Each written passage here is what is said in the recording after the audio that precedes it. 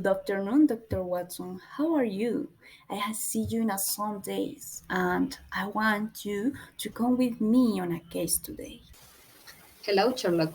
I have been okay. I am a little worried about a case you took a few days ago. I read the news in the London Times. I didn't know that people had such large animal in captivity just for making money. Do you talk of the Morgue Street crime case? Yes, Oh, this case was relatively easy to find the culprit. I will read the news again. Last Thursday, May 18, at about 3 o'clock in the morning, the residents of London were awakened by the frightful screams coming from the fourth floor of a house in Morgue Street, occupied by Madame Myers and her daughter, Miss Susan Myers. The neighbors called the outfires. Hours later, the outfires found that the room was in a state of disarray with broken furniture and pieces of it all over the place. The bodies of the two women were found, one in the one in the chimney with signs of strangulation, and the other in the backyard with signs of throat slitting and with horrible mutilation appeared on head and body. The women hadn't enemies and there had never been any attempts to rob the residents in the area.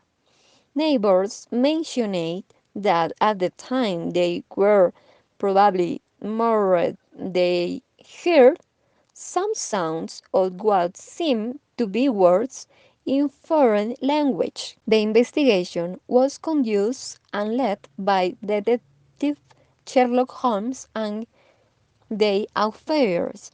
They found that apparently the person responsible for the murder had been confined and tortured orangutan.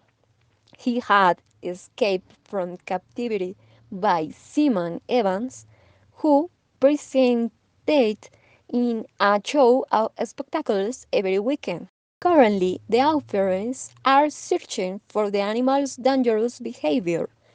They are asking the London community to report any sirens and not to leave windows or doors open to prevent future accidents or tragedies. how did you know that the Siemens orangutan was the culprit? The clues were very clearly. It all started when I looked at the crime scene. It was in such disarray.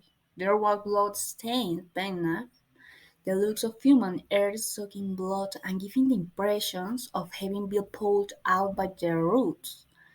On the floor, there are three large silver spoons and two sacks containing nearly 2,000 pounds sterling were found. The body of Miss Susan Myers was found with signs of strangulation by deep scratches on the neck and dark bruises and deep fingernails marked on the throat.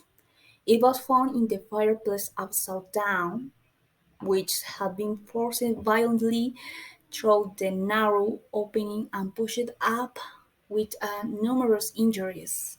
Madame Myers' body was found with signs of the throat bleeding and savage mutilation to the head and limbs, which made me think that the killer was not human because of the excessive force and savagery which used to commit a crime, and that they were not interested in committing a robbery because of valuables were found on the crime scene.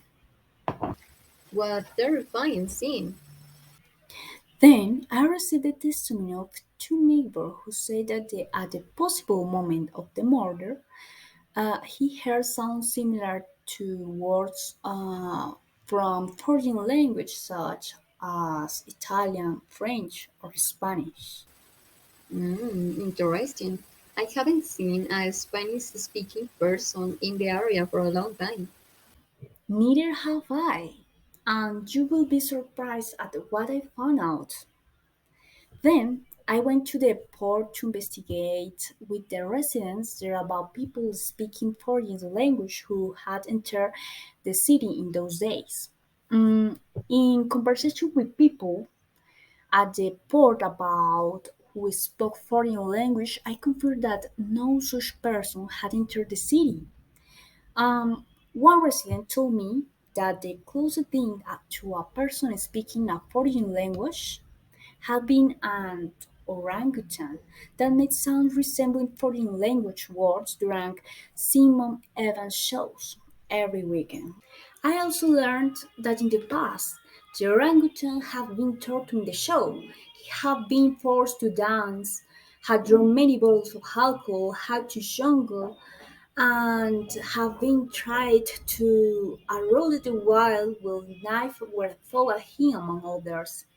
I thought of the orangutan as an animal scared and stressed by the torture of the show and under the effect of alcohol, trying to ask for help by trying to emit sounds similar to human language during the show.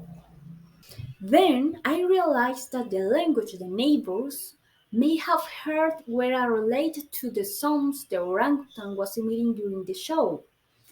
Later, I interviewed Seaman Evans directly, who reluctantly agreed to be interviewed, but his answers about the show, the reason for the show's cancellation, the whereabouts of the orangutan, and the way he traded were contradictory and nervous, clear sign of a liar and guilty.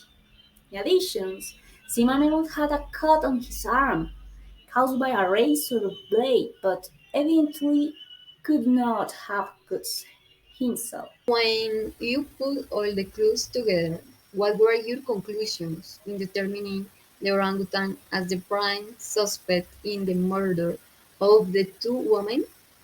In investigating the clues in the case, the orangutan was the prime suspect for one main reason: the murderer's behavior it shows. The orangutan shows signs of stress and delirium derived from the effects of alcohol and condition of captivity and the shows in which the sailor kept him. It was and is a latent danger of a death not only for the seaman Evans, but for any human being that crosses his path. This confirmed that the orangutan, in trying to escape from torture and captivity, had found an opportunity. Cut off Sean Evans' arm with the men's razor blades, went out into the port and ran and got lost in the city. Finally, he entered the house of Maya Myers and her daughter, Miss Susan Myers.